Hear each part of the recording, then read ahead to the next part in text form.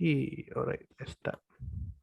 Okay, hello everyone, and welcome to another brand new episode of Knowledge Worth Sharing. Today's interview guest is Rickey Getwood Jr., more fondly known as Mr. Happy Man, or via his coaching persona RPGM. He's currently based in Texas, United States. I had the pleasure to know Ricky via his interview by J. Shetty Certificate School shortly after his graduation from JSCS back in 2020.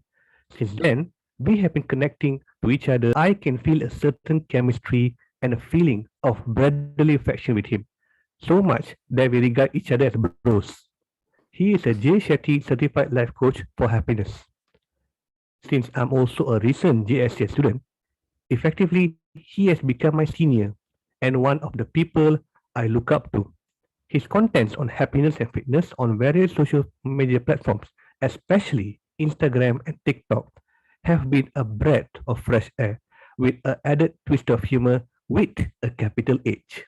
He has also been an avid follower of Sadhguru and Isha Foundation.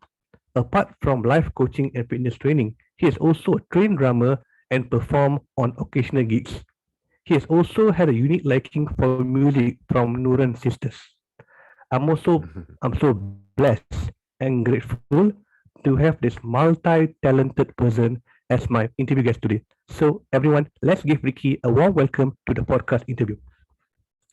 So bro, welcome to Knowledge Worth Sharing, bro. Thank you, man. That was an awesome introduction. I almost feel now you make me nervous. Like, wow, that was big. That's a lot.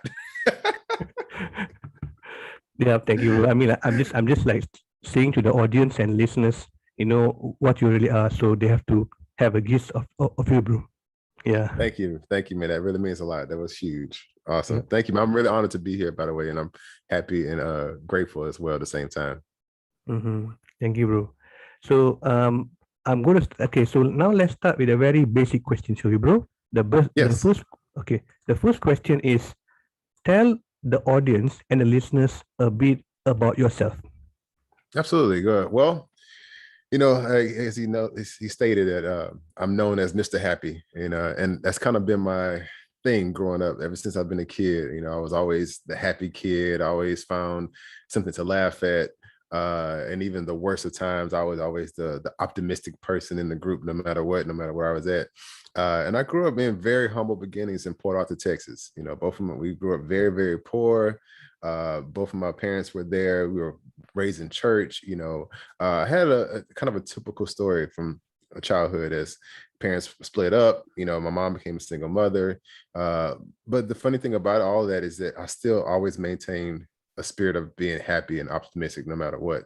And life happened, and you can read a lot about this stuff in my book, but I got to a point in time where I was extremely overweight after a life situation and things happened, and I found myself wanting to be happy all over again when I lost it, when I was overweight. And I got into fitness. I really got into working out. At one point I was almost 400 pounds. And I decided, I was like, nope, screw this. I don't like this life. And so I really got heavy into fitness. And so we can talk about like this stuff later on. But now, throughout my journey, I've learned to understand mind, body, and soul, become one with self. And now the only thing I'm doing is encouraging others to do the same thing, to be able to create the life that you want, to be happy no matter what, to take situations and flip it for what you want, understanding the power that's within. So long journey, but the short version is, yes, I am your life coach, your happiness trainer. I will help you be the best version of yourself in every way possible, mind, body, and soul. Wow, that's a very wonderful introduction about yourself, bro. And I truly can hear the word happy being repeated several times in the word in your introduction. So I can sense that the word happy means so much to you, which brings us perfectly to the next question. And I think this question has been become viral since the question has been asked in your interview, and you have included an Instagram video about it in your Instagram post. So the next question is, what is happiness to you? Yeah, I get asked that question often, but the funny thing about that is like, as many times I've been asked that question, there's a constant no matter what, but it changes just a little bit. Every single time it changes just a little bit. And I do it on purpose because I want people to understand there is not one definite answer when it comes down to being happy. Okay. That's my whole point of reprogramming. So I'll say, okay, this is what happiness means to the world. Okay. The happiness means to the world is, you have the thing that gives you joy, so joy and happiness is synonymous, so you can run those two together. But the reason why I keep changing it up, okay, is because I want people to understand you can make happiness whatever you want it to be. Okay. So for me, I'm telling you exactly what I'm going to teach you. For me, happiness means I can create the life that I want. I can reprogram my thoughts. I can reprogram my community. I can reprogram the energy around me to create the happiness life that I want. It's whatever I want it to be. It doesn't necessarily have to be money. It doesn't have to be a relationship. It doesn't have to be a job. It doesn't have to be none of that. It can be, but I can't put happiness in a bottle and say, this is it. That means I've limited it. It's just like trying to explain God and put him in a small bottle. It's like, no, you can't limit that. You got to be, it's everything, So for me, it literally is everything. Happiness is whatever I choose and decide it's going to be, So that's my direct answer. For me, it's everything. Happiness is any and everything I decide it's going to be. Wow, I think you have explained it brilliantly, bro. I mean, first explain happiness as a as a state, and then also like in short, it's everything, everything in the world, in nature, everything is happiness, and I truly agree with you. One more additional question, bro. Some people believe that happiness should be the end goal, and some people believe happiness is in the journey. So, which do you concur with? Which one do you agree with? The funny thing about that is, I always say things are funny. And when I say things are funny, I'm not laughing as in, making fun of, but to me, in the essence, life is interestingly funny. So that's why I laugh and I smile a lot about a lot of things. Because it's like, it's really funny how we got here and what we're doing here. We don't really know. The only definite is this. There's only two definites in this life, okay? Is that we're born and that we're going to die. Those are the only Very true, two very true. definites. Yeah. Everything in between that is completely your perception and your experience, right? So if you look at happiness as the definite end, okay, especially when you try to define it as a thing, so that means once you get that thing, you're no longer happy anymore. Yes. And so you've completely stopped being happy. It's like, I'll be happy once I make $1,000 a day. It's like, okay, cool, you made $1,000 a day. Is that it? That's all you want out of this entire life? That's the only thing you want? So that means your happiness just got stifled by a situation, right? So that's not the end goal. The end goal is for you to constantly create and to evolve over and over and over, right? So the idea is, as you on this journey of life, to constantly create happiness, to constantly create these happy feelings. And that becomes a more dominant force in your life. It doesn't mean bad things are going to happen. It doesn't mean that you're not going to be sad. It just means that the more dominant force is being happy. I experienced some crazy stuff and it's like, oh, that happened. On to the next thing. So for me, happiness can't be the end goal. It can't be, because that means once you achieve it, then you're done, or your life no longer exists, or it doesn't have any purpose anymore. So no longer am I encouraging and telling people to have a thing be the thing that makes you happy. It's just like, no, like look at happiness constantly over and over and over. So there's no end goal for that. Yeah. Yeah, I mean, yet again, another brilliant explanation. So, what is saying that happiness should not be limited to just a certain thing, whereas happiness should be free, like should be more than just a certain thing. I mean, it's, as you said earlier in a previous question, happiness is everything. Yep. Thank you for It that. is literally everything, man. Like, it's just like if I was to put a cap on our relationship, it's like, oh, well, this is the only thing that we have, like we just on your podcast and that's it. Like, well, you just put a cap on it, but there's so much more that can be discovered from this, So if you do happiness the same way, you just put a cap on it. You're like, that's it. I got the relationship. I'm happy. I got the car. I'm happy. But here's the real thing. The real answer to that is once you achieve the thing that you think makes you happy, that's actually when the real work begins, because you can't just achieve a thing and that's it. Okay. Once you get it, you got to maintain it. Okay. Now you got to keep up with that thing. And now the work comes in. And then that's when people get into a situation where they're like, I got the thing I wanted, but I'm still not happy. because you didn't understand it takes work to keep those things. So now you have to constantly put yourself back in a place to be like, do I really want these things? So stop capping off being happy. Just say, look, I'm gonna be happy in every situation, you know. Okay, very interesting answer, bro. So, so in short, can we say that can one be happy once they are satisfied? Is it correct to say that? Yeah, but you gotta, yes. In the short answer is yes. Okay, I'll say that. Because that's just like if somebody say, hey man, if you give me $1 million, I'll be happy. Right? You're gonna be happy for a little while. You're gonna be happy for about, maybe a day or two. But if you don't, let's just use that same illustration with $1 million. Let somebody say, if I had $1 million, I'd be happy. I'll give you $1 million. You're happy. You're just like, oh my God, I got $1 million. But now you realize that, what do I do with $1 million? But see, now that you got the thing that you wanted, you got to figure out how to keep that thing. Yeah. Okay. And so is that happiness sustainable for the next 5 years when you're trying to figure out what to do with this $1 million? When you got family and friends calling you, you got more bills, and then you start buying random stuff, and then you realize that $1 million got all the way back down to $1,000 in less than 2 years. So your happiness was only sustained for a couple of months, or I would say a couple of hours, really, because most people, if you aren't trained and understand what to do with $1 million, you ain't gonna be a millionaire. You can't be a millionaire. You don't know what to do with it. So now your stress kicks in. So now you're no longer happy. The happiness is gone, So it's not sustainable, because if it was sustainable, that means that you're constantly happy all the time. And I think that is when you're really living in an unnecessary blissful mind state, and like you're walking around like just oblivious to the obvious negative things in life. You know what I mean? So it's not sustainable. Again, let's say if you cap it off and say, if I have this thing, I'll be happy. It's like, yeah, you're going to be happy for like a couple of hours or maybe a couple of days, but then that's it. It's like the same thing like relationships. If I had this person, I would be happy. Then you get the person, and then a couple months later, you're like, damn, this person gets on my nerves.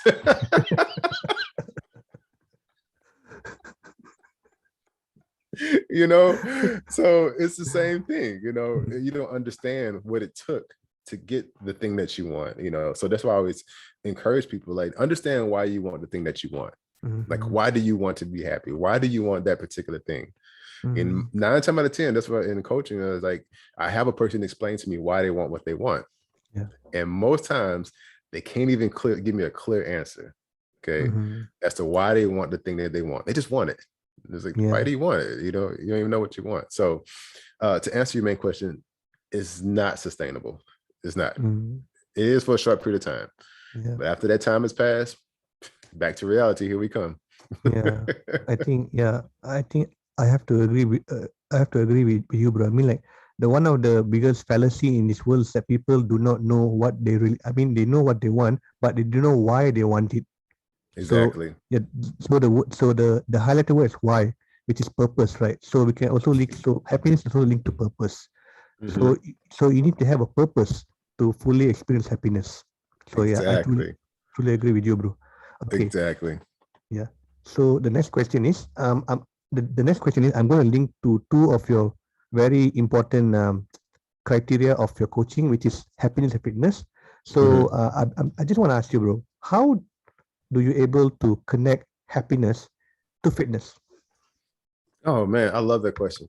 The main thing that pops into my head, and it may sound like I'm being somewhat shallow, okay, but I'm being honest. I feel comfortable saying this, being a former big guy, okay. Again, I was 400 pounds at one point, and when I was overweight and unhealthy, I didn't feel good, okay. I didn't. I was on medication. I couldn't get on rides. I was uncomfortable sitting in the airplane. I didn't feel confident about myself. So I didn't feel good, versus now that I'm healthy, okay, I'm training for competitions. I look better than I've ever looked in my entire life. And I'm 40 and I look better. Like, come on now, I look better in my 40s than I did in my 20s. That's just crazy. So to be able to tie the two together is that each individual person has to know themselves well enough to be honest with themselves and say if they are truly happy with their current state of physical existence. Okay. If physically you're okay with your body. Okay, you don't have any health conditions. Okay, even if you are overweight, but you still like and love the way you look, great. But don't lie to yourself. My biggest thing is tell people, don't lie to yourself. Don't be like, yeah, I like being big. Okay, you're lying. I'm sorry, you're lying, because again, it's for each individual person. But I just know for me, when I was big, I was unhealthy. There's a difference between being overweight or big and healthy versus being big, overweight, and unhealthy. See, I was big, overweight, and unhealthy. So I would be lying to myself if I said I feel good when I know my blood pressure was through the roof, or my cholesterol was super, super high, and my thyroid was acting all over the place and made me feel sad, depressed, lethargic, all the other stuff. So to be honest with you, once I started pushing my mind and body to be better, okay, and I started seeing my body change. You look in the mirror, like I said, the shallow statement is when you look good, you feel good. It sounds very shallow, but no, it's true. Like, you look in the mirror, you feel good, you look good, and then you feel good. And it's been statistically proven that 90% of the people in the world who look good, they have a lot more confidence. They're a lot more successful. Okay. They look good for themselves, and it's not for anybody else. And I have to preface this and say this, that looking good is not for everybody else. It's literally for you. Okay. How do you want to look? Yeah. Okay. I mean, bodybuilding is completely different from being healthy. I always tell people all the time, like, say, I'm going for bodybuilding, so I'm going for bigger muscles, more physique. That's completely different. That's my choice. This whole athletic thing. The average person, I'm saying, look, you don't have to go for bodybuilding looks. You don't have to go for Instagram model looks. You don't have to do none of that. Just look the way you want to look. If you want to be average per se, whatever average really means, look average. Just be healthy. So the truth is that when I became happy with my appearance, then I became a lot more confident. Then, like, the clarity kicked in. I was able to step up and do more things, you know what I'm saying? Because I was confident in the way my body looked. I felt good, so the two are tied together. That's just the beginning foundation of it. I tell people all the time, it's like, look, your foundation, okay, is feeling good first, because then you have something to fall back on. Feel good about your body, feel good about your mind, feel good about your efforts, and then everything else on top of that will take care of itself. So feeling good gives you clarity, confidence. It boosts your immune system. It boosts your ego just a little bit, so you can accomplish all the things that you want to accomplish. So yeah, they're definitely tied together. Wow. I mean, like, yeah, to summarize what it says now, when you look good, you feel good. When you feel good, you become healthier. And when you feel healthier, you become more confident. And then you can get more clarity in life. And then you can live a better life. Wow. I mean, it's just so direct and wow. Yeah, I'm I'll not say gonna lie, this. bro. I think that's the thing with me is, like, when I studied psychology and first got into coaching, I tried to be like deep and prolific and use 9-syllable words and all that stuff. It's like, no, this stuff is simple. Like, Yeah. life is actually simple, but we just make it complicated. Okay. We make it complicated because we're so, like, deterred by what everybody else has going on. We're trying to live up to everybody else's expectation and everybody's standards. It's like, yo, if you really just look at yourself and say, I'm going to do what I need to do for myself, I can live a happier life. I don't care about what everybody else is doing. What I'm doing works. And this stuff is very, very simple. You do A, you get B. That's it. Now it's just reprogramming the mind to say, why are you doing A so you can get B? So the stuff is simple. Look good, feel good, look good, be more productive, be happy, be healthier. It's just that simple. Very well said, bro. Very well said. Okay, so the next question is about about your book, okay? Because you have written a book called Reprogram Your Happiness, which is, I think, quite a unique name. Yeah, because reprogram your happiness. Because people initially think, okay, happiness is just a state. Okay, we can be happy, but reprogram your happiness. That's very quite interesting. So when you mention reprogram your happiness, what do you actually mean by that? I always say that the funny thing. It's like, it really is funny, man. I promise you. I think it's one of the reasons why I always kind of have a smile on my face, because a lot of situations in life are just interestingly funny. It's like, it's so funny. Because again, I told you I grew up very poor. I grew up without my dad around. We grew up in strict Pentecostal church, so super religious. Being a black male, raised in poverty. So you fight, not only fighting poverty, you fighting racism, systemic racism. Raised in the church, so you fighting religion as well too. All of these things, and I tell people, even teach you this stuff in psychology, like 99 times out of 10, a person is their surroundings and the things they experience. Okay. Most times where you were raised, how you were raised, and things you experience, most times they make who you are. They create this character that you have been presenting to other people. Our job is to get, as adults, to try to figure out how to undo those things and create the life that we want. So that's where reprogramming happiness really came from. Growing up, I was happy, but I was also lied to. Nobody told me that I was poor growing up. Nobody told me that racism really exists. Nobody told me that religion was like, one of the worst mindsets of slavery you can ever exist. Nobody told me these things. And it wasn't until I became like 14, maybe 15, after my parents split up, and we were no longer in the church, and I had my ghetto cousins that introduced me to bro, because look, I didn't watch TV until I was like 15 years old. Oh, really? Okay. So I didn't know what Michael Jackson was. I didn't know, James. I didn't watch television like that. You know what I mean? Because we were raised Pentecostal. It was very, very strict. You watch TV, you're going to hell. You hang out with this family member, you're going to hell. So these things happen, as a kid. And so again, these stuff are just in my brain. Like everything I do, I'm going to go to hell. So I can't talk to this person because I'm going to hell. So when I say reprogram your happiness, I say even in the midst of all that, I started questioning things. I got in trouble a lot as a kid because I questioned people about everything. So I was always kind of like aware and awoke of certain things. And so again, when you question things as a kid, you either got punished or whipped, and so, but in the midst of all that, I still maintain a level of optimism, like staying happy, always kind of silly, in the worst of situation. That was just me, who I was. I don't know how I became that way. That's just who I was, and so, well, the reason why I wrote Reprogram Your Happiness, number one, the first thing was, it was just a challenge. It was a challenge for me, because again, I grew up in a very poor school system, and I've been in reading classes since I can remember. Ever since I was in kindergarten, I was always in reading classes. And it wasn't when I was in high school. One of the teachers, they diagnosed me with dyslexia. They say you're dyslexic, you can't read properly. And the funny thing is, I found out that it wasn't that I had dyslexia. Okay, they couldn't teach me the way my brain was comprehending with words. So I could read just fine. No problem. I can articulate just fine. But it never registered in my brain. And the work that they were giving me wasn't correlating with my brain, my thought process, right?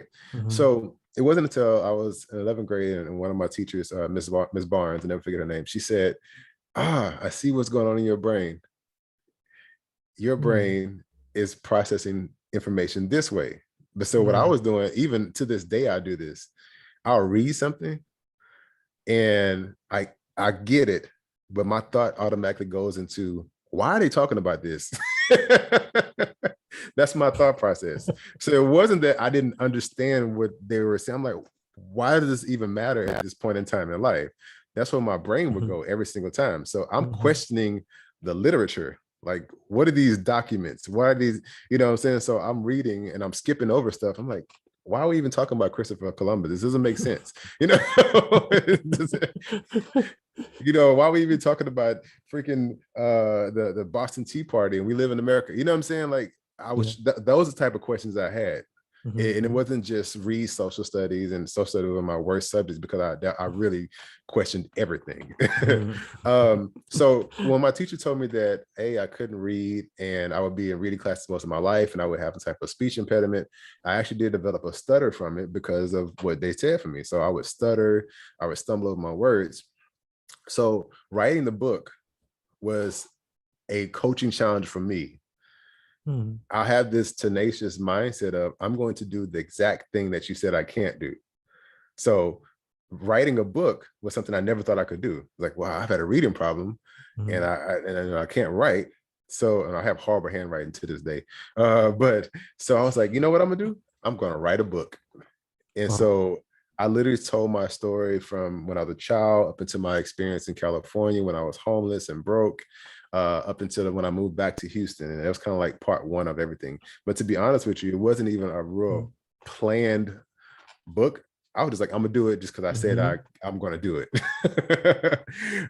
So it was more of a personal challenge for me. And I do the same thing with my clients and coach them and teach them. I say, look, the thing that you are afraid of is the thing that you need to tackle.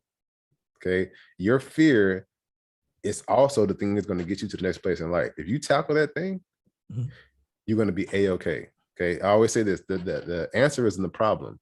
Okay. And the problem isn't the answer. So you know what the problem is? That's also the answer. You know, so the book was really just a challenge for Rickey to say, you know what, I'm going to write a book because somebody said I couldn't. Wow. Wow, that's truly amazing, bro. So basically, the book is a product of you challenging yourself. Wow, that's just amazing, bro. I mean, personally, I purchased a copy of the book and I've read the book. I just find it really amazing. Like it's quite a thin book, but then it has some content, bro. And I truly like agree with what you're writing in the book, bro. So yeah, I truly agree with what you said. And just now when you said that you have some history of stuttering and some speech problem, well, I truly resonate with that because growing up, bro, I only started to speak when I was 5 years old. Really? Yeah. In fact, in the I was for the first semester of my kindergarten, I was mute. I can't speak. Wow. I can't speak. And you know, my parents thought. I mean, some even thinking that okay, is there something wrong with this boy because you know, until 5 years old we can't speak. But then, bro, amazing thing happened when I start to read a lot of reading materials. By the second semester, I just started to speak my first word, and from there, it was very fast. It was Wow. very quick. Yeah, See, the development rate of my speech was very quick. Yeah, that's great, yep, man. See, and that's the kind of stuff we're talking about with the mindset. Like, yeah, you know, people, we allow people to tell us what we can't do only because they don't take the time to figure out what we can do. yeah, You know, if people take the like real teachers, man, if real teachers took the time to like facilitate our growth and be like, hey, this is what you're actually good at doing, mm, then we can become so much better people. But when you have a poor school system that just kind yeah, of gives everybody these general, you know, lessons, and you mm, know, the one illustration I always use is trying to make an elephant climb a tree. Okay. And I was yeah, like, an elephant is not meant to climb a tree, a monkey is meant to climb a tree, you know what I mean? But we put everybody yeah, in the same boat and say everybody has to climb a tree, you know what I mean? I was like, no, that's not his job and not what he can do, you know. So we exactly. have to learn how we learn, and then you can prosper that way, you know, man. Matter of fact, Yeah, funny story. When I was at ITT out here in Houston, I did a technical course in electronic engineering. And Miss Saeed, I'll never forget it to this day. Which is another reason why I got into Eastern philosophy and everything else is she just watched me. And one day we was in physics, and she was watching me look at the board, and she said, "Rickey, why are you looking at the board like that?" I don't understand why you, and I told her, and she put me to the side. I was like, Miss Saeed, I don't understand why you teaching me this stuff, you know. And she said, well, it's part of the curriculum. This is how, you know, you pass and get your degrees and everything. But I was like, why do I need this information, you know? And Miss Saeed, she said, I always laugh when I do my accent. She said, okay, Rickey, let me sit down and I talk to you about what's going on. And she said, the way your brain is, you you're thinking too much. And I was like, I know, Miss Aid, but it doesn't really make sense to me. But she was explaining to me, she said, I'll never forget the word she said. She said, the way you see things is totally fine. But if you want to pass a certain class and do a certain thing, you play their game.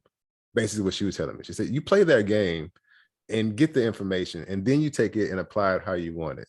And yeah, ever since then, I've been like, yo, I love the way you think. And, then she started talking to me about meditation and Buddhism and Hinduism and everything. She said, you seem like a more Eastern type person. I was like, yeah, kind of makes sense because I was born and raised in the Western world. But yeah, so she actually opened up my brain up to a lot more in life. So it was very interesting.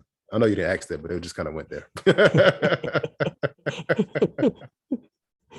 Yeah, bro. Yeah, I think yeah, I mean like I can sense there's some criticism about the education system. I mean, my if I'm not sure whether you know whether you know or don't know or not, but actually my day job is a teacher, so I could truly understand what you experience as a student in school, because I've been teaching. I'm currently teaching for 10 years right now, so I could truly understand that every student have a different studying needs. Like for a Really? teacher, What do you yeah, teach? I'm teaching mathematics. Oh, okay. Yeah. So I would have been that complicated student in your class. Well, not still complicated, like, I'll say challenging, but, I'm always up to the challenge, because as a teacher, we know that every human being, indeed, actually, every human being they have unique needs.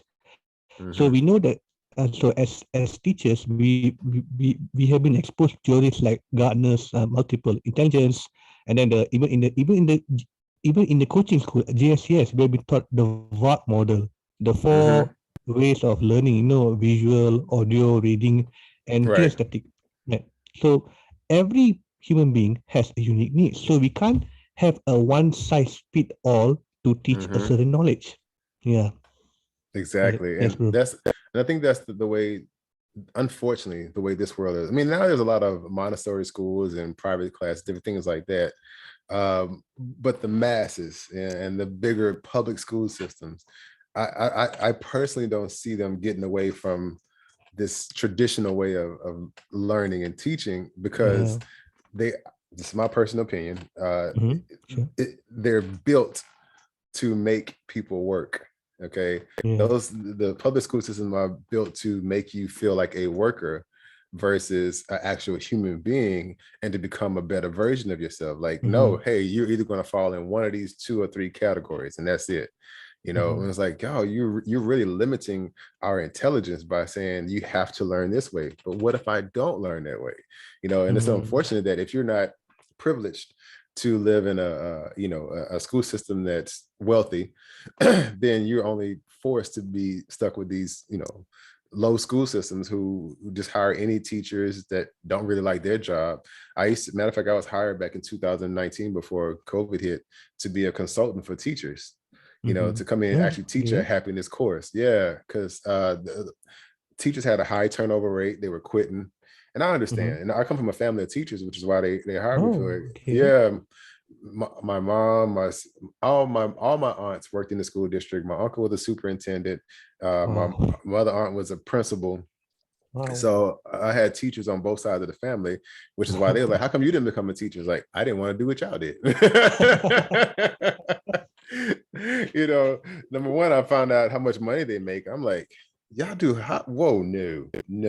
And so I think teachers are underpaid too. That's the number one thing. I'm like, man, you go to school for all these years and you take less money than an NBA player, or so you're less valued already, but your responsibility is to teach these kids who come to class. They're stressed out, they're mad, they have family issues going on, and the teachers, y'all got to deal with so much. I'm like, I don't think I want that, but so I came in to give teachers a different perspective as far as how to separate work life and home life and get back Mm. to creating a simple life for yourself. It's Yeah. like, I understand, like, I know you got to be to work at a certain time, you got to write certain curriculums, you got to deal with all these kids. And my biggest thing for teachers is like, when do you have time for yourself? When do you create the time for yourself? Are you actually, are you working out? Are you eating properly? You know what I'm saying? Are you meditating? Are you taking those intentional self-care moments? And most teachers are not. They're just go, go, go, go, go. I got to be in class on time. I'll eat Mm-hmm. whatever is available in the lunchroom. When I get home, I got to do grades. Then I got to Yeah. deal with the kids and the family. And you're just constantly depleting yourself over and over and over. And then 5, 10 years in the game, then you're like, what have I been doing all this time? then you realize that Yeah. you never had a life, so it's like, no, do what you're going to do, and I'm glad that you love it, but make sure you put yourself first. That's one of the main things I teach people, and especially when I'm coaching, when I say reprogram your happiness, that means, no, take care of you first. Do what you have to do for yourself first before you start giving to other people. You know what I mean? Yeah. Sorry, I know it kind of got off subject a little bit, but that was on my mind. I had to say it. No. I mean, it's okay, bro. I mean, thank you all for all the sharing, because I think you'll be saying what you're saying is absolutely true. I mean, like, firstly, to say that schools have not been changed for over 300 years. I mean, school haven't changed much since the first industrial revolution, which is what in the 19th century. So Crazy. it's amazing. It's amazing. It's almost 300, 400 years. School system haven't changed much, because initially in the first industrial revolution, school was created to create factory workers. We are now in 2021, and even if you see in certain schools, the arrangement of the desks and tables doesn't vary much. That's So crazy, man. yeah, That's the part that kind of, I guess it bothers me just a little bit. It's like, as humans, we're supposed to be evolving. We're supposed to be true. trying to find ways to become better. Mm-hmm. But we understand that, like, the powers that be, to see, like, hey, this system worked because it keeps people separated, which is why you have these different classes: lower class, middle class, upper class. But nowadays, it's not even that. It's either you poor or you're rich. You know what I mean? Because middle class almost doesn't exist anymore. So it's just like, these systems are meant to keep people in certain categories, and we're supposed to be evolving, but we're not. When we evolve everything else. Think about it. We evolve from the horse buggy all the way to electronic cars. You know what I mean? From everything, just our life, this right here, cell phones, then from a touch dial phone to now we can talk halfway across the world just by plugging into a Wi-Fi. So everything else has evolved. That's the part that bothers me, is that everything has evolved except the way we learn, which I'm like, yo, there's so much more to the way we learn. If I have a problem with religion, and I have a problem with certain politics, and I have a problem with the school system, it's like, y'all not evolving none of that stuff. You're keeping it exactly the same. Now it's a little bit more challenging because all the information is out there. There's so much information, and nowadays all you gotta do is Google something and get the information.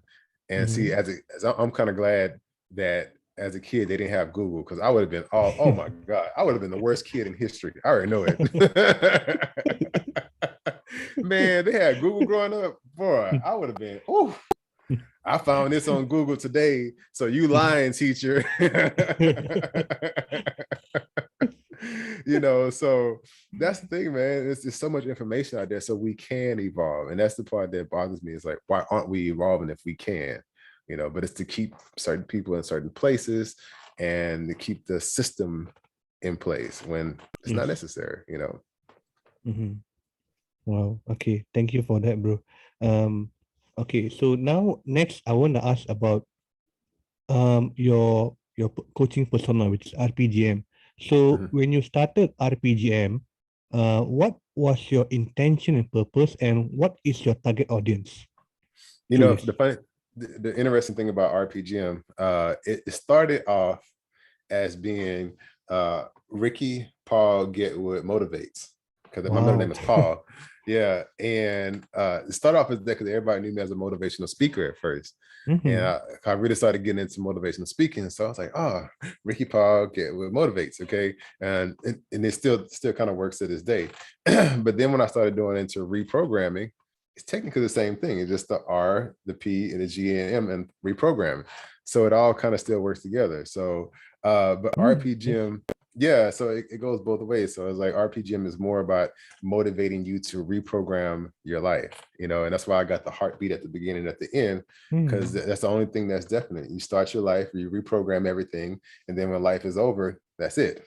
So it's symbolically, it represents the beginning, the middle, and then the end at the same time. Okay. Wow. The only two things that are infinite is us being born and then us passing. We don't know what happened after that, but everything else in between, you can reprogram your life how you want to. And my particular audience, man, I've noticed that I'll get middle-aged people, normally from 30 up to like 60. You know, Mhm. it's a really weird place because most of that particular age group has gone through a lot of things, and then now you're trying to figure themselves out. You Mhm. know, either they have a family and they're stuck, you know, or you know, they coming out of a situation, they're about to go into another situation. So, Mhm. and it's like the people that kind of get stuck and caught up in the rut of, I don't know what I'm doing in my life.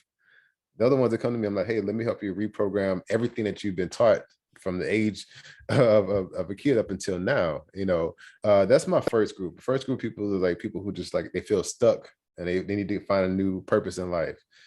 Come see me. You know, the next group is typically people who are just overweight and unhealthy. You know, if you're Mhm. unhealthy or overweight, you know, obviously my story is I was overweight, I was unhealthy. And so I help those people too. So middle-aged people who are stuck and people who are out of shape and want to get back in shape. Mhm. Wow. Yeah, I think your coaching niche is very suitable now because now, especially in where many places are still experiencing lockdown and COVID, and many people are staying at home. So I think your coaching niche will definitely serve a lot of people out there. You know, like Yeah. Mhm. Hmm. No, it really, I think people are seeing it now because not only that, I've tapped into more holistic healing, which is another company I run, this I Am Remedies.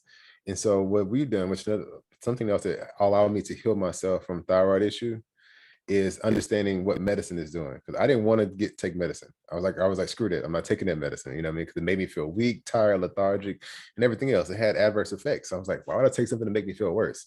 And so what I Mhm. started doing is looking up the medicine and all the ingredients in the medicine. And then I find the herbs that complement the medicine. I was like, oh, well, that that particular medicine is this herb. Mhm. Technically, it does the same exact thing. So I started going Yeah. one by one, and then now I started finding out, man, it's all herbs. Like everything that we need to heal ourselves is from the earth. It's Mhm. literally right here. So with Yes. Iron Remedies, what we found a way is like, look, let's extract those herbs, put in a tincture, and if you have high blood pressure, thyroid issues, cholesterol issues, any type of nervous system issues, there is a herb for it. Okay. And it's Mhm. very simple nowadays. We learned the organic way to extract it out of the herbs, put it in a tincture, take it, put it in your drink, and you drink it. You know, so there's Mhm. ways to naturally heal yourself. I know. And so now, like with COVID and everything happening, people are starting to realize that it has so much more to do than just medicine. It's your state of mind, it's your overall health, Yeah. because this infection, this virus is not, you know, targeted to any person nowadays. It's going to everybody. So the main thing you could do, I tell people all the time, I'm not saying I can cure you. What I'm telling you is that you need to give yourself a fighting chance. Okay. You know, Yeah. give yourself a fighting chance. And the only way you give yourself a fighting chance is by being happy and healthy. Okay. Keep your stress level Mhm. low and your immune system Yeah. high. That's it. If you do that, at least you give yourself a fighting chance. But I know people who have COVID and they've had the worst conditions. And I know all those people who had it and they just had a normal cold or sneeze or whatever, and they were done. Mhm. Yeah. Okay. So what I'm noticing is that the people that are actually healthy, they have a better fighting chance, and their symptoms aren't as like Mhm. vital or as deadly, so say, you know. So that's the biggest thing, man. It's like, look, nowadays you just have to figure out how your body functions, and that's what I do. I take the time to help people figure out how their body functions. Okay. Everybody can't do the same thing. You know, you got to figure out what system works best for you, and then you implement that system, and now that's your new life. It's a whole nother part of reprogramming. Mhm. Mhm. Yeah.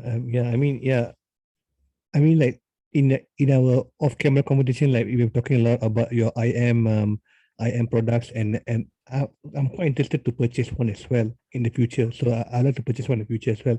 So since you mentioned about that, I want to ask, in your opinion, why do you believe using organic products is important for one's well-being? Mm. Well, the main reason is honestly is because like we've been fed so much synthetic stuff. Okay, because we live in a popcorn community. Look, we live in such a popcorn community where everybody wants everything fast, Yeah. and the big pharmaceutical companies and the big, you know, FDAs in the food industry, they know that we want stuff fast. So how do you produce something that's actually organic fast is to synthetically make it, right? You add some stuff to it so we can push it out faster. Let's push it out faster. We don't care about quality. We just care about quantity. You know what I mean? That's the thing. So like, and here's the thing I keep telling people all the time. It's not saying that even things that they say are organic or organic. It's not 100% true. The thing about most organic stuff is it has more organic ingredients than the stuff that's overly processed. Okay. So what I'm saying is, as human beings here on this earth, okay, that we come from this earth, we come from the universe and God and everything that exists. Why would you want to constantly put fake things into your system?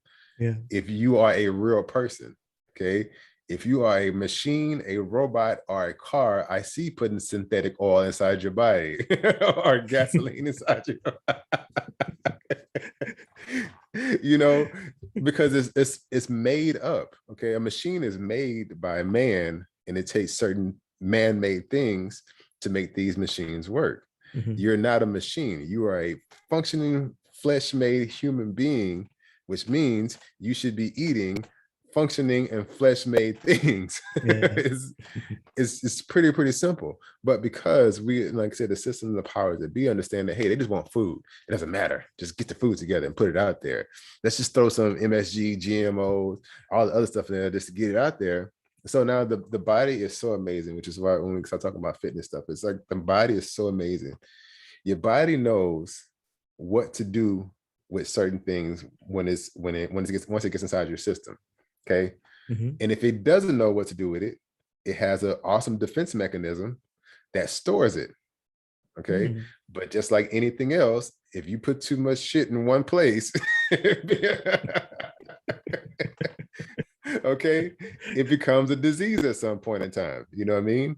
So that's the thing with our body. Our body has an amazing filtering system, which is why you could put some synthetic things inside your body, and your body's like, I'll get rid of that. I'll get rid of that. But if you do it too much, the body's like, I can't get rid of this stuff fast enough. So now what has to happen? Your organs have to work twice as fast to try to figure out where to put this stuff in or how to get out your system. And if it can't get into your system, it sits there, lies dormant, then it becomes a disease. And before you know, you got a blood disease. Before you know it, your heart rate has to increase. You try to push blood everywhere where it's supposed to go. Your pancreas is working twice as hard. And now you have a health condition. Okay. So why push organic food more than anything else? Because you have to put your body back into a natural state of being. That's the main reason. You need to put your body back into a natural state of absorbing natural earth grown foods. Period. It's like, why would you continue if you know for a fact that it's almost like swallowing gasoline, knowing that, you know, oh, see the brain is so amazing. Even though we know certain things aren't good for us, it'll digest it and then figure out what to do with it later. So you can swallow gasoline, okay? It may eat your insides up a few minutes later, okay? But you know, your brain is saying, oh, I have some fluid in my system. Thank you. But then once it gets into your system, it's like, oh, this ain't good for me. Oh crap, get rid of it. You know what I mean? So that's what's happening with the body. So why eat organic things? Organic things, once it gets to your system, the mind and the body. So we talk about becoming one with God. How are you made from this? God is everything. God is everywhere, omnipresent. So you being from God, from the earth, you should feed yourself things that come from the earth so you continue to become one with it, so your body can identify with that thing, so you can eat it, digest it, absorb it, use it. Okay. If your body can't see it, digest it, absorb it, and use it, then if it can't get rid of it, it stores it somewhere in this amazing body. That's why we should eat organic foods. Yeah. Wow. Yeah, I totally agree with you. 100%. I agree with you. Yeah. And also, even Sadhguru had mentioned in one of his talks, like every food we have a thing called pranic value. Pranic value means energy value. Every food gives energy. So we should look for food which gives us high pranic value, so that it can give us a high prana or high energy to us. Because even in Ayurveda we believe food is a medicine. Food is medicine, medicine is food. So if we eat food at the correct amount, the correct type of food at the appropriate amount, it will be beneficial for us. If we eat the wrong type of food at excessive amount, it will become a disease for us. So I absolutely. Yeah. No, you're right. Yeah, go ahead. You continue. What you were saying? No, I mean, I just want to say that food, we should treat food as medicine and medicine as food. So we should eat food, appropriate food at the appropriate amount. Yeah. Absolutely, man. You know, it's something, man. It was about, I think, almost 5 years ago when I got introduced to Saguru, which is so amazing. And I heard, I forgot the lady name. She was introduced to him, and we were talking about foods and everything else. And she said vitamins, right? And I was like, huh, what about vitamins? We were doing this whole course on understanding vitamins and supplements and different things like that. And she said it, but I don't think she caught it. And then later on, I went back, I was like, oh my God, this is mind blowing. She said vitamins are vital minerals. And I was like, what? And it was like, oh, vital minerals, vitamins. This is where the freaking word comes from, man. It's vital minerals that your body needs to function, vitamins. And I was like, oh my God, all these years, you know, people say, yeah, just told them, my mind was just like screwed up, blown, like, holy crap, the shit, like nobody said that, you know what I mean? So if you think about vital minerals, okay, where do you get all your vital minerals from? You get it from food, okay? So these pharmaceutical and drug companies, they push vitamins, okay, because they understand, which is people, we still don't get it to this day. When people go out in the store and they buy vitamins, not realizing that the vitamins are just a supplement for the vital minerals you're supposed to be getting from food. It's not the pills. You don't need the pills unless you're deficient in a particular thing. Okay. So the pharmaceutical companies know that most people are deficient in these top 5 alphabets, right? A, B, C, D, E, G, right? So they say, go out and buy these vitamins, okay? Because you need it because you're not getting enough, without saying, hello, dummy, if you eat these foods, you know, you will have all the vital minerals that you actually need, okay? And the only time it's necessary to buy vitamins is if, let's just say you go to the doctor and they say, yo, you're really deficient in vitamin D or vitamin E, you may need an extra supplement to do so. Cool. Now you go buy you a vitamin E or a D, not all of them, not A, B, C, D, F, G, because the body needs 102, I think it's 102 vital minerals that the body needs, right? And we don't even know them. We just talk about get your vitamin A, B, C, and D, right? Yo, I'm talking about 102 minerals that your body actually needs to function, right? And we don't even cover the surface of that. Most of it, you get it through food. So even in the talk with Sadhguru in the engineering group, you know, I learned that, you know, certain cultures eat food in a circular pattern and at certain times. Okay. Like over here in America, we just eat everything. Go, no, rice, corn, beans, eat it all, you know, at the same time, you know what I mean? But in order for your body, and this is the one culturally, that one thing that separates most Americans from other cultures. I realized even in Spain, they'll eat their meats at one point in time. They'll eat their vegetables at one point in time. They'll eat their carbs at one point in time. And it's one of the things that I learned from that is that it helps them to enjoy their dinner a whole lot better, and they can sit and talk and, hey, let's everybody eat our meat right now. But now physiologically, what's happening is your body is actually able to digest each one of those food groups a whole lot better and use it appropriately. Okay. So when we talk about like macronutrients and how many macronutrients that you need, and that's a word that gets talked around all the time, it's like, oh yeah, you got to have a certain amount of carbs, proteins, and fats. Okay. Once you get that, you still have to figure out how your body digests foods. Okay. So that's what I had to learn, even with this whole thyroid thing, is, oh my God, I cannot eat all food at the same time. My metabolism and my thyroid produces in a different type of way. So I have to eat in a particular pattern. So I'll eat my meats first, take a break, eat my carbs next, take a break, then eat my vegetables next, you know? And another thing it helps do is helps you slow you down, man. It helps slow you down big time. So you're not like, I gotta eat. Oh, you're not going crazy eating all the time, man. You know, so slow down, eat your food properly so your body can actually digest it and use it versus trying to scarf everything at one time. And so this is what we talk about good gut health. It's like, how do you have good gut health? Well, you allow your gut to actually digest food properly. Okay. But if you don't know how to eat properly or what to eat properly, the only thing you're doing is stuffing stuff in your stomach. You know what I mean? And then on stuffing it. And again, eventually your stomach's like, I can't keep up with this shit, literally.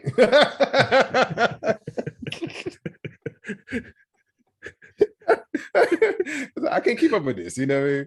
So we just start storing stuff everywhere. And then, like I said, anything that sits long enough, it festers and becomes a disease. And before you know, you end up getting sick. So yeah, something very unique about food and eating.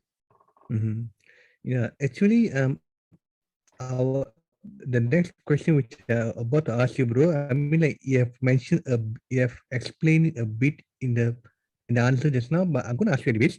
How do you gravitate to Sadhguru's teaching, and how does it impact your life? Man, you know, Sadhguru in my mind was like my grandfather.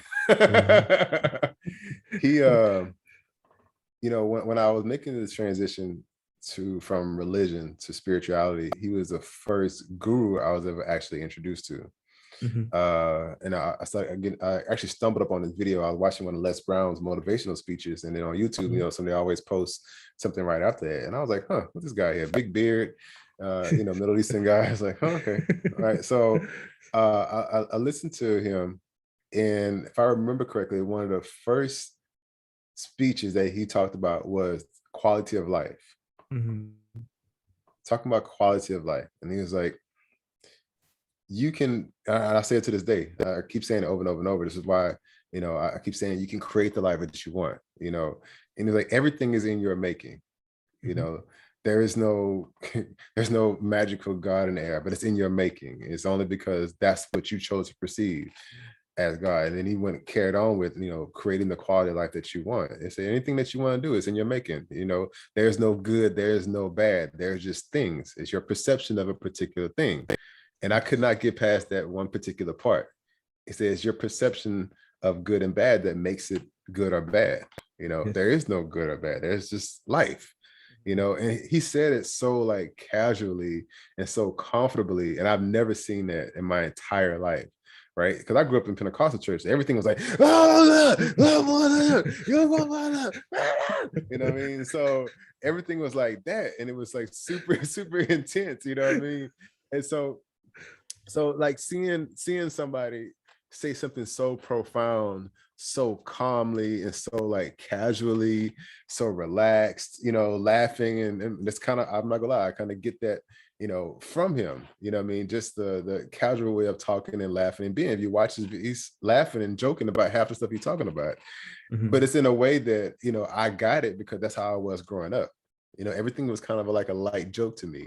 You know, not in like a rude or conceited way, but it was just, it's a light joke, you know, it's like, this is life, loosen up. You know what I mean? Like, you can't control things, you know, like everything is in your making. You want to be negative, that's exactly what you're going to get. You want to be positive, that's exactly what you're going to get.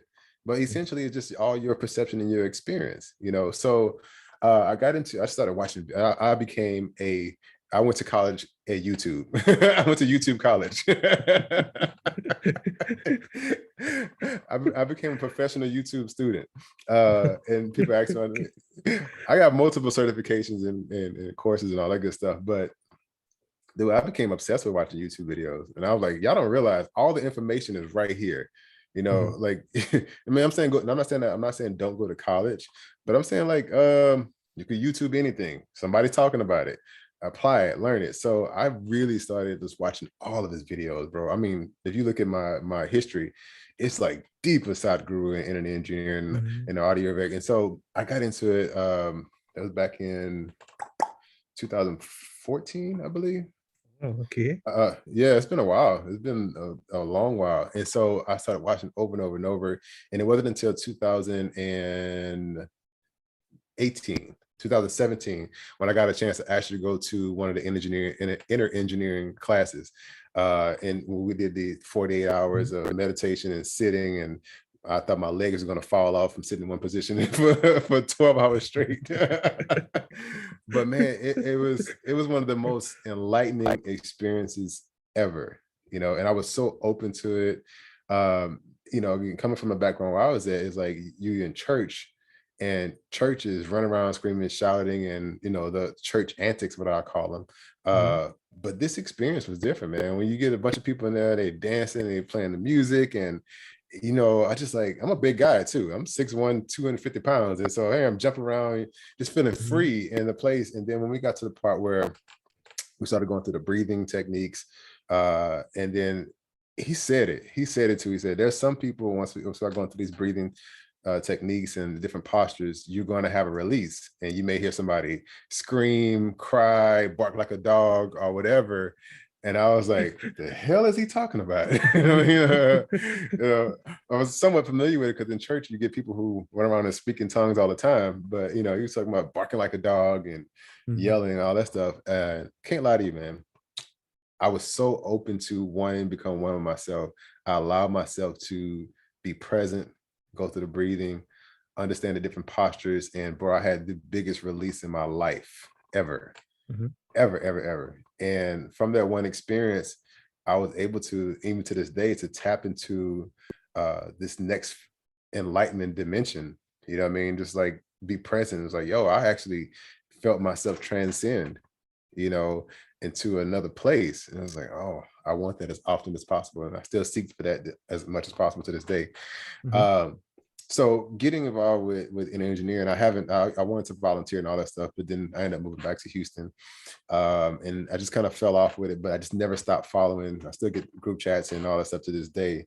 But I practice as much as possible. Not as much as I used to, but I'm so into his teachings now. It's like, I probably heard every last one of his speeches, and it's so amazing. But it just reminds me of myself, or an older version of myself, being able to just speak so casually and not care about what anybody says. You know what I mean? I remember he was saying that somebody asked him, does he ever get mad? He was like, I mean, yeah, but you'll never see it. Now, do you want to see it? And that's kind of like my thing too. People say, Rickey, you ever mad? I'm like, yeah, but you'll probably never see it. I don't give you the pleasure of seeing me get angry. It's like, for what? It's not even worth it. You know what I mean? It doesn't mean I'm not human. It just means that if I'm angry, I do this thing what I teach my clients. It's called allocated frustration. Okay. You have to take 4 to 5 minutes or however long you need to just not give a shit. Just don't care.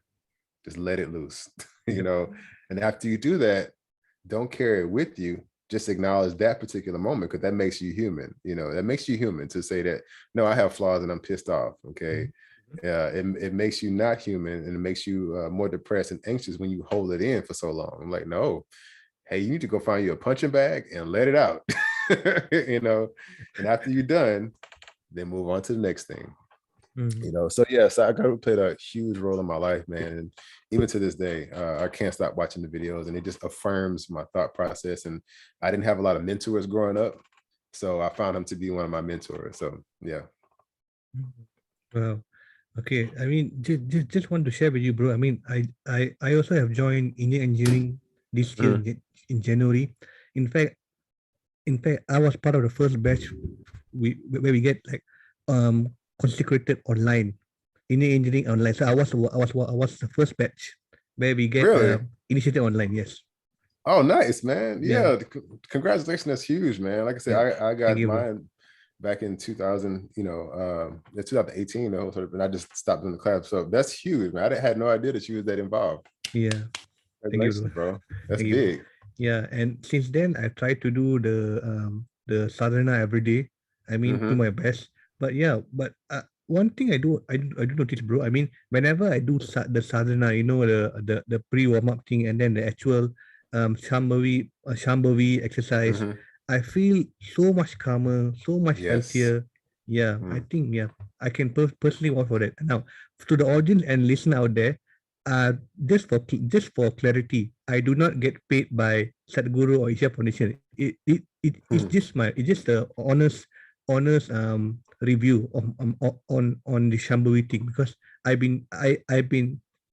have a personal experience and I'm vouching for it. It's good for you. So anyone out there who wants to go to enroll to Indian engineering, please do so. Absolutely. Please, it's worth the time, it's worth the money, it's worth the investment. And I do the same thing even when I find myself being stressed. I'll go through the different breathing patterns and to feel this. Well, one thing that happened is when I used to have sinus issues really, really bad, bro. And it wasn't until I started doing this one right here, creating the circulatory within my sinuses, and it started clearing up. So anytime I feel like a sinus infection coming on, I go through that breathing technique for at least several minutes. You know what I mean? It helps, man. It just helps calm me down. Even the gut sucking one, when you just suck your gut in and breathe out really hard. I forgot the names of half of that stuff, but I practice those. I apply those, and I actually, it's another thing that helped with gut health. But it also helped me lose my stomach a lot too. Just that breathing technique, bro. You suck your gut in like that for 5 minutes straight. That's an ab workout. Oh man. Yeah. So Okay. yeah, absolutely. Yeah. So bro, we cover about coaching, we cover about fitness, we cover about spirituality. Now let's cover one thing which is quite close to you, which is humor. Which is like I can see, bro, many of Instagram posts has the word humor around it. Yeah. And honestly, bro, I love all your content, bro, on IG and Twitter. I love it. But there's one particular favorite which I have to say and share to the audience and listener of the podcast. I think in this video that you had a killer back workout. You have totally exhausted. You were dozing off. I think you were snoring, and then you're putting something on your back. Right? I'm not sure what's that. I think massage or something. I think it's a little massage or something.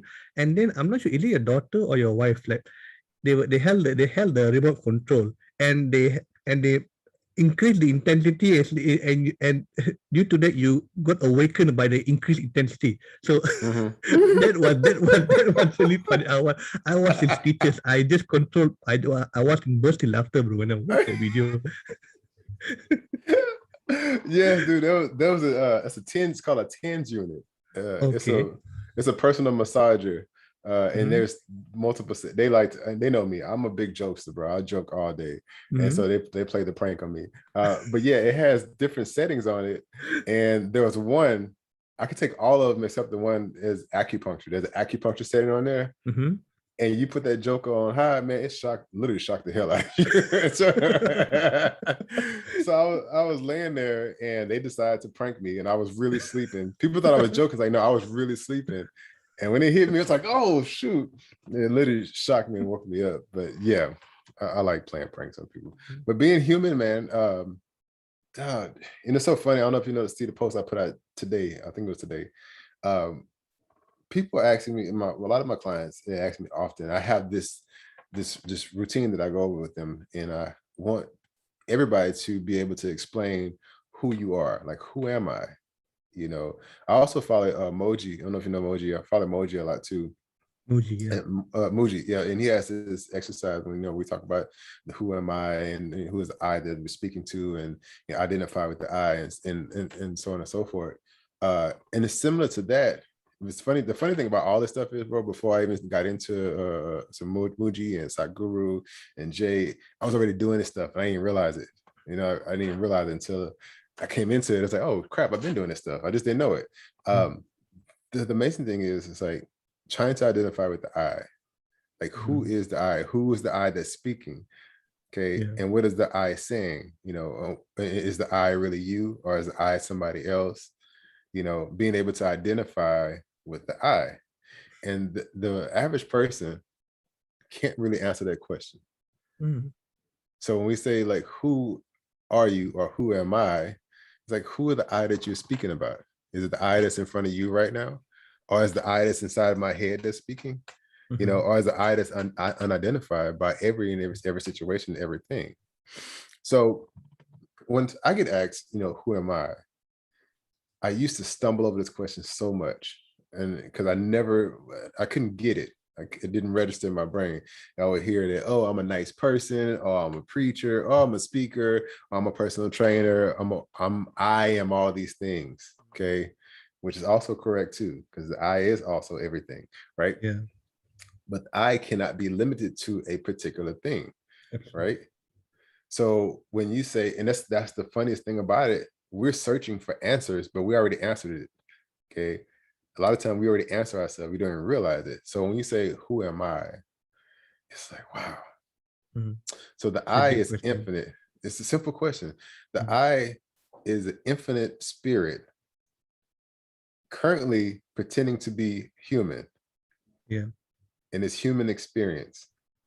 Yeah. So who am I? The I is everything. Yes. The I is completely any and everything that exists, that breathes. The thing that you see and cannot see is the I.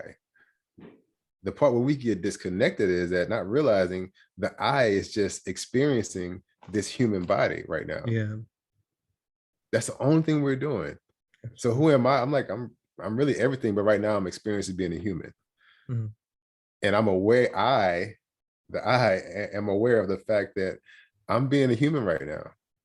You know, does that mean I believe in reincarnation? I don't know. That's something that I haven't experienced yet. You know, and that's something we talk about. They talk about inner engineering as well too. It's like, don't talk about things that you haven't experienced. You know what I mean? So if you haven't experienced being a soul or a spirit, then why would you even talk about that? Like, only thing I know right now I've experienced is being a human. Okay. I have a tattoo of a tree on my arm, and I always think about, why do I like trees so much? And I was like, maybe in another life I wanted to be a tree. Who knows? I literally don't know, you know.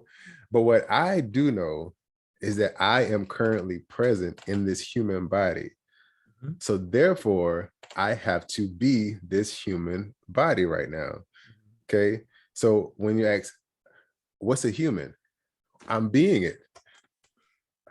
I am being a human. Okay. So I am a human that is being. What's a tree? I don't know. I've never been a tree before, but that's what a tree looks like. You know what I mean? So this whole human experience, and again, it's a very unfamiliar and a very touchy subject, especially when you talk about religion and, you know, try to categorize the spiritual, you know, beings in esoteric talk, because you don't want to hear that you are it. You are God. You are God in the flesh. You don't want to hear those particular things, only because in religion, it has to be something. Okay. Yeah. It has to be something. But in actuality, in this reality, the only something that you see is this. That's it. And the only thing you can be is this. You can feel and sense, speculate, do all the other things that you want to. Now, this is the amazing thing about being human. We have the creative ability to think and be whoever the hell or heaven we want to be. You know, you can pick and choose to be who you want to be. This is the greatest thing about being a human. You're consciously aware of, oh my God, I literally can be everything. Okay, I really can be it. So as a human, as a spiritual being, I am currently being a human. That's why those words get twisted around so much. Is human being or being human? Which one is it? Well, I'm actually a spirit that's currently being a human. So what else can I be? I can't be anything of her. I can't switch and say I want to be a dog. I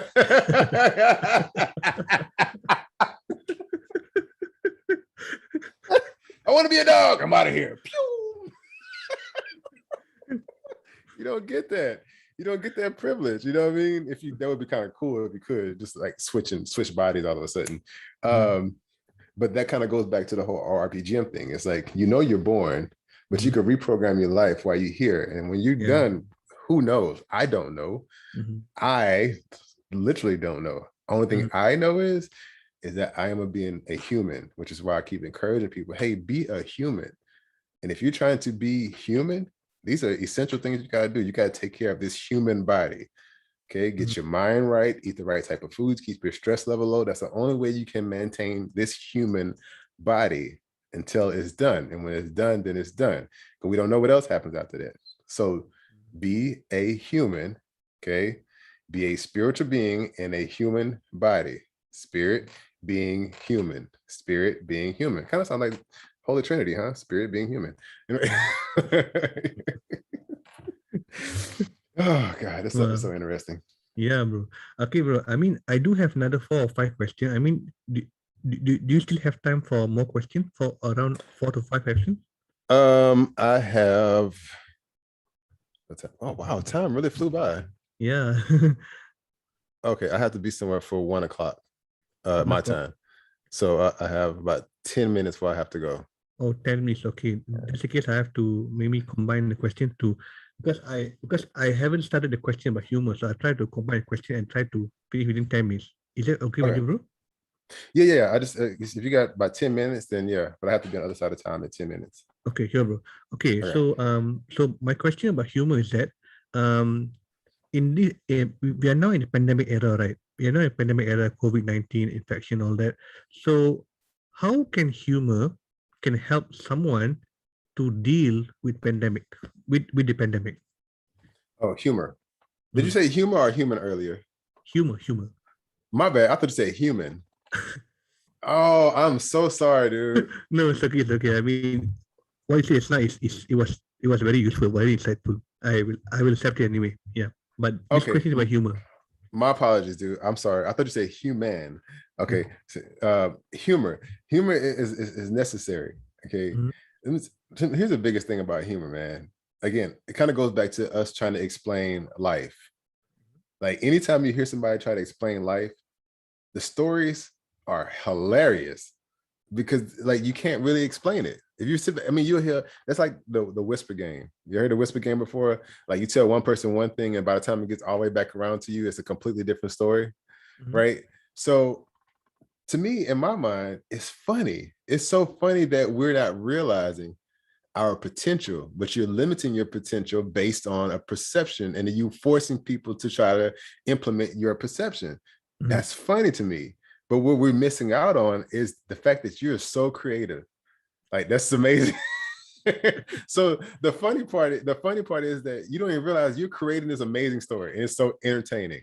Yeah. It's so entertaining. So think about it. Anytime you watch something entertaining, it's fun. I mean, you're going to get something out of it, whether it's funny, whether it's horror or whatever. So for Mhm. me, this life is entertainingly funny.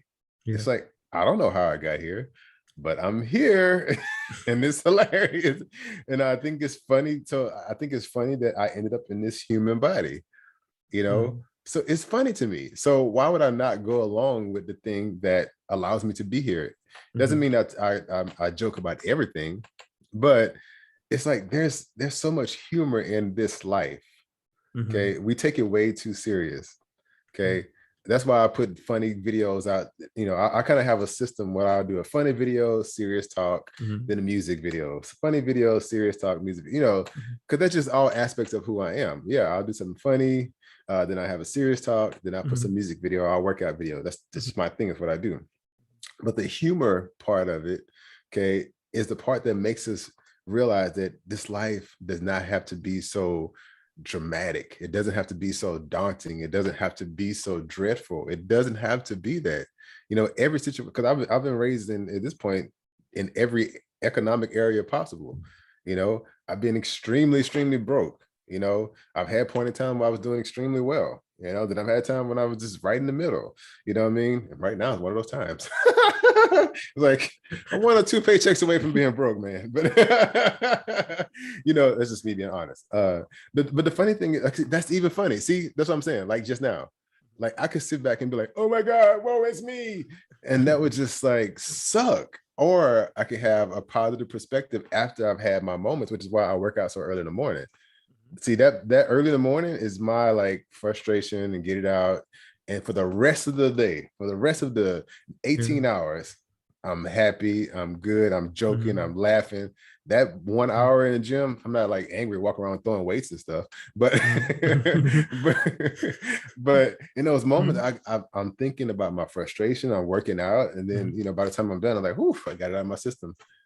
For the rest of the Mhm. day, I could joke, be happy, do what I want to do. So humor is so necessary. It allows us to know that life doesn't have to be so serious. And another one thing I love about I like comedians. Yeah. Somebody on I told somebody else in another podcast. I was like, comedians are the best life coaches to me, Yeah. if you really think about it, because Mhm. they have a really good perspective on a situation and they're able to explain it to you in a way that can go either super sad and eventually make you laugh at the situation. Like, think about it. They tell some of the dirtiest jokes and you laugh at them. Like, no, you really laughing about somebody getting their ass beat? It's like, come on. So think about that. Like, that's why comedians are so awesome to me. It's like, yo, their punchlines be right on point. They're telling a horrible story, but then on the flip side of it, there's something that makes you laugh right at the end of it. And it makes you have a different perspective on situations. Like, it is bad, but it doesn't have to be that bad. It's kind of messed up, but it doesn't kill me. So I can laugh throughout the process, which is why now I see why you brought up that video. So yeah, humor is it makes a lot of sense, because you're not supposed to use that thing to shock somebody, but you're supposed to use it to help your muscles heal. But they use it to shock me. They use it to shock me. So it's necessary. I think everybody, and that's why even the video I put out today, it was just me being goofy and randomly corny. It's like, how often do you see people just be goofy and randomly corny? Everything has to be perfect and, looking the part. It's like, no, that's not real life. There's moments when I just do random, goofy, corny stuff, and you're going to see it, So, and it makes, in a world of chaos and calamity and people panicking, it's too easy to put out the negative stuff. Or I could put out an entire video on COVID and the shots and, Delta. I could put, trust me, the stuff I know, I could just talk about it and make everybody sad and depressed. But it's like, why? It's enough of that. I like to be known as the guy who makes you laugh, the guy who gives you a different perspective on life, the guy who wants you to be happy and healthy. That's the balance. I'll let them do the negative stuff. I'll do the positive stuff, so it's necessary to be humorous. And then, people need to see that, hey, look, life sucks sometimes, but it also has a lot of good points to it. Well, bro, I mean, yeah, if I have the time, more time, I think I could spend the whole day talking with you, bro. I mean, you are such an entertainer. You're such a pleasure to be with, bro. But then at the same time, I respect your time because you said that you need to leave in a while. But I just want to leave you with one last question, bro. So Yes. This is for the benefit for all the listeners and audience out there, how they can connect with you, bro. Say it again. Okay, this is for the benefit of the listeners and audience out there, how they can connect to you. Oh yeah, absolutely. So I got one of the easiest names in the world to remember: Rickey Getwood. I'm the only person in the world, other than my dad. I'm the only person in the world. I'm a junior. So Rickey Getwood Jr. All you do is Google my name. It'll pop up under RPGM, and it'll pop up IG, Facebook. I think I'm on all the platforms except Twitter. I don't really like Twitter that much, but yeah, just Google. You put rpgm.us. Yeah, that's another easy way to find me, because it's Reprogram Us. I'm always thinking about Reprogram Us. rpgm.us. Like I said, one of the easiest names in the world to find me. YouTube and every other channel. Okay, so which means you're available on YouTube, TikTok, Facebook, Instagram. Did I miss anything out? Facebook too. I'm on Facebook. Facebook. Okay. All right. Yeah. Okay. Yeah. Okay. So all the major platforms, I'm on there. Like I said, except Twitter. I don't know why I don't like Twitter. It just never really sat well with me. But anyway, yeah. Just don't like Twitter. I think because people get on there and just start ranting, and it's like, I don't feel like reading all these short rants, So, but yeah, you can find me on any of those other platforms, and I'm really easy to connect with, man. You message me online, 9 times out of 10, as you know, I'll respond back. It's actually me. It's not a robot. It's not a robot. I haven't got to that point in life, and I won't say I never will, but I love personal interaction. I appreciate that more than anything else, and that's one of my goals, is to be not only one of the most influential life coaches, but the most available and personable life coaches, in the world. That's my goal. Wow. Yeah, I mean, bro, thank you so much, bro, for for willing to become the guest in my podcast interview. I mean, I've had a blast talking to you for the past, 1.5 hours, and I don't feel time pass. So yeah, I think if you don't mind, maybe we can do another session in the future, if you don't mind, because I think you still have more to talk about, right? Because yeah, I think we could talk the whole day, bro. And I know for a fact we could. Yeah. And then also, bro, I can briefly say that there's only a few person in the world who will willing to wake up 4 o'clock in the morning to go to the gym. and you are happy to be one of them, bro.